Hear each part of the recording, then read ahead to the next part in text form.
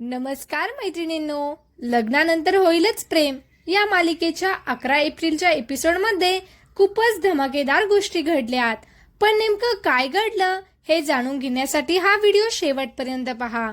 तर एपिसोडच्या सुरुवातीलाच नंदिनी काव्याच्या हातात तिचा मोबाईल देते आणि म्हणते, काव्या, तुझ्या मोबाईलमध्ये सगळं ठीक आहे ना, ते एकदा चेक करून घे. काव्या मोबाईल पाहते तर स्क्रीनवरच तिचा आणि जीवाचा फोटो असतो. हा फोटो सुद्धा जीवा पाहतो आणि या दोघांना जबर धक्का बसतो. काव्या विचार करते की आपला फोटो नंदिनी ताई किंवा रम्याने पाहिला तर नसेल ना, आणि ती नंदिनीला विचारते, ताई, रम्या माझ्या मोबाईलमध्ये काय चेक करत होती हे तू पाहिलं का? नंदिनी सांगते, नेमकं ती काय पाहत होती हे तर मला नाही कळालं, पण ती तुझा मोबाईल चेक करत होती एवढं मात्र नक्की. आणि कुणाच्याही पर्सनल स्पेसमध्ये असा तिचा मोबाईल चेक करणं हे खूप चुकीचं आहे रम्या. घरातील सगळेजण रम्याला बोलू लागतात. विक्रम म्हणतो, रम्या, तू खरंच खूप चुकीचं केलंय. दुसऱ्यांच्या पर्सनल स्पेसमध्ये जाऊन त्याचा मोबाईल चेक करणं खूप चुकीचं आहे. भूषण सुद्धा म्हणतो, हे काय चाललंय रम्या, तू खूप चुकीचं वागलीये. तेव्हा रम्या चिडून म्हणते, तुम्ही सगळे मला का बोलतायत, या काल आलेल्या मुलीमुळे का? जीवा चिडून म्हणतो, रम्या, नंदिनी काल या घरात आलेली असली तरी ती आपल्याला परकी नाहीये, या घरातील मेंबर आहे, हे लक्षात ठेव. पार्थ म्हणतो, हो खरंय, आणि तू काव्याचा मोबाईल चेक करणं खूप चुकीचं आहे. रम्याला खूप वाईट वाटतं आणि ती पार्थला म्हणते, तू या काव्यासाठी मला बोलतोय का? लग्न झाल्यापासून ती कशी वागते हे तुला दिसत नाहीये का? तिने हे लग्न मान्य केलेले नाहीये, कायम तोंड पाळून बसलेली असते. रम्या सगळ्यांना म्हणते, आता मी बोलणार आणि तुम्ही सगळ्यांनी माझ्या प्रश्नांची उत्तरे द्या. एका मुलीला लग्नानंतर काय हवं असतं? असा हँडसम मुलगा जो पैशाने मनाने श्रीमंत आहे, वेळेला बायकोला सांभाळून घेतो, आणि या सगळ्या गोष्टी पार्थ मध्ये आहे. तरी सुद्धा या काव्याने पार्थला अजून स्वीकारलेला नाहीये. गुढीपाडव्याच्या दिवशी पार्थने किती प्रेमाने तिच्यासाठी गजरा आणला होता. तो गजरा तिने जिन्यावर फेकून दिला. नंतर कल्पना घर साफ करत असताना तो तिला सापडला. रम्या नंदिनीला जाब विचारते, आता का तुझी दातखिळे बसलीये? आता बोल ना तुझ्या बहिणीच्या बाजूने.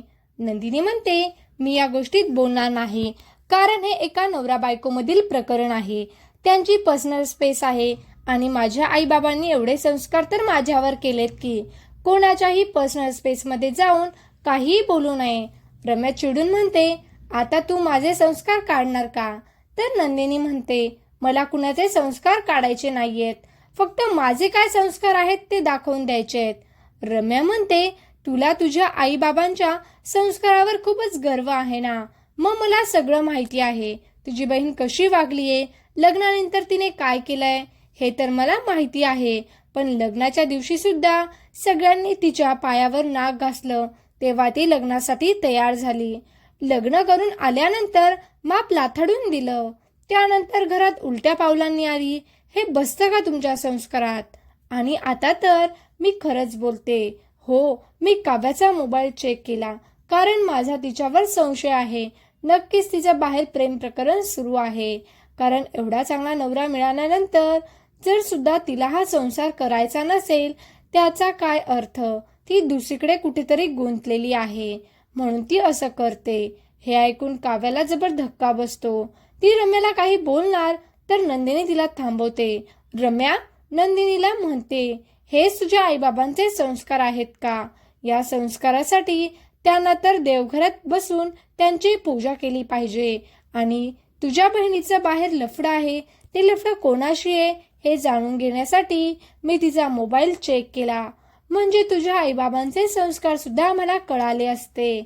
हे ऐकून नंदिनीच्या तळपायाची आग मस्तकात जाते आणि ती चक्क रम्याच्या सणसणीत थोबाडीत मारते. नंदिनीने रम्याच्या थोबाडीत मारली हे पाहून सर्वांना जबर धक्का बसतो. नंदिनीचा हा रुद्रावतार कोणालाही अपेक्षित नसतो. नंदिनी रम्यावर चिडून म्हणते, ही थोबाडीत मी त्या प्रत्येक नंदिनीसाठी मारलीये जी स्वतःच्या बहिणीचा आणि आईबाबांच्या संस्काराचा अपमान नाही सहन करू शकत. मी या घरात आल्यापासून पाहते की तू फक्त आम्हाला त्रास देते. तू आम्ही घरात आल्यापासून काय काय केलंय याचा पाढा मी आता वाचत बसणार नाहीये. परंतु परत असं बोलायचं नाही. माझ्या बहिणीच्या चारित्र्यावर शिंतोडे उडवायचे नाहीत, हे लक्षात ठेव. वसुआत्या चिडून म्हणते, नंदिनी, तू माझ्या मुलीशी असं वागण्याची हिंमत कशी केली? तर नंदिनी म्हणते, पुन्हा करणार.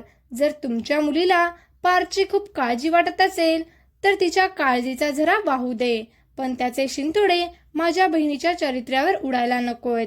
यानंतर मी हे पुन्हा कधी सहन करणार नाही. माझी लहान बहीण जर कोणामध्ये गुंतली असती तर सर्वात आधी तिने मला सांगितलं असतं. तिच्या चेहऱ्यावर मला कळलं असतं. त्यामुळे रम्या, लक्षात ठेवायचं, आता माझ्या बहिणीबद्दल पुन्हा कधी असं बोलायचं नाही. रम्याला खूप राग येतो. ती रूममध्ये निघून जाते. तर सगळेजणही आपापल्या खोलीमध्ये निघून जातात. तेव्हा विक्रम वसुआत्याला शांत करण्याचा प्रयत्न करतो, पण वसुआत्या चिडून म्हणते, आता मी आणि रम्या या घरात राहणार नाही. तुझी सून आज जे काही वागलीये त्यामुळे मी आता या घरात एक क्षणभरही थांबणार नाही. त्यामुळे विक्रमला खूप टेन्शन येतं. पुढील एपिसोडमध्ये आपण पाहणार की वसुआत्या रम्याबरोबर घर सोडून जात असेल. विक्रम तिला थांबवणार, परंतु वसुआत्या म्हणेल, मी एका अटीवर थांबेल, जर नंदिनीने रम्याच्या पायावर नाक घासून तिची माफी मागितली तरच. त्यामुळे सगळ्यांनाच जबर धक्का बसेल. मग आता पुढे काय होईल हे जाणून घेण्यासाठी व्हिडिओला लाईक करा, शेअर करा आणि चॅनलला सबस्क्राईब करायला विसरू नका. खूप खूप धन्यवाद. नमस्कार.